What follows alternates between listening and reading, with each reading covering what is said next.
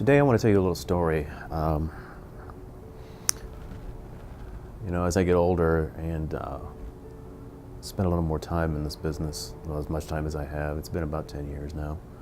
But, sometimes I just reflect back on what I've been able to accomplish and the memories that I've created, not for so much for other people, but for myself. The wedding that I always come back to, and again, 10 years of doing weddings, I've averaged anywhere from 25 to 30 weddings per year, up until recently when I've decided to kind of thin that out a little bit in order to get my weekends back and, pursue the commercial end of things here as I've been doing lately, and it's been going really well. But at any rate, I digress.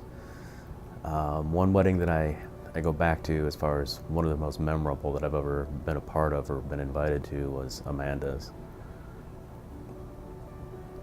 It's pretty customary for me to have a timeline meeting the week of the wedding so that we can get everything straight and build a timeline for the couple so that they know exactly what time we're arriving at the studio, what time we're leaving the studio, what time we're going to arrive at the church or the venue per se. And then, throughout the entire day, what time and in what order everything is going to happen.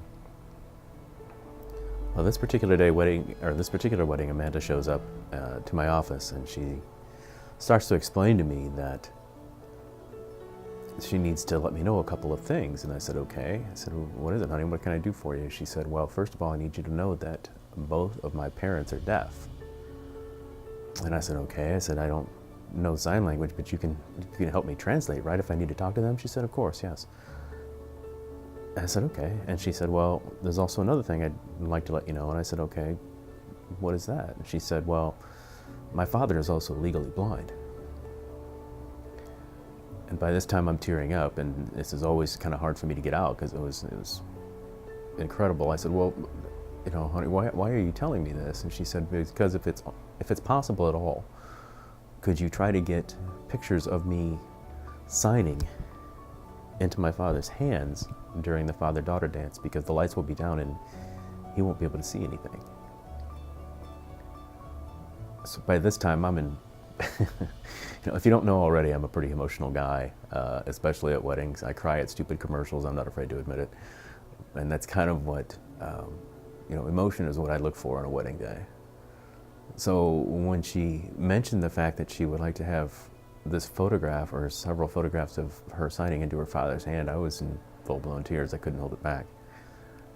And that will always remain. And if you've ever visited me at a bridal expo or any kind of bridal show, this is a story that I literally tell 100 times in that particular day at that show, because it's something that sticks with me. And the fact that we were able to pull this off,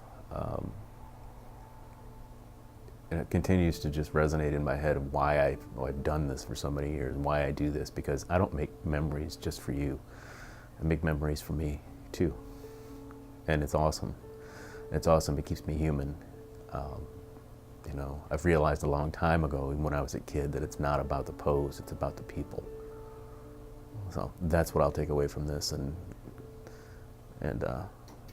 hopefully I have many more like this to come. But that's just one of the instances. I've been doing this for 10 years.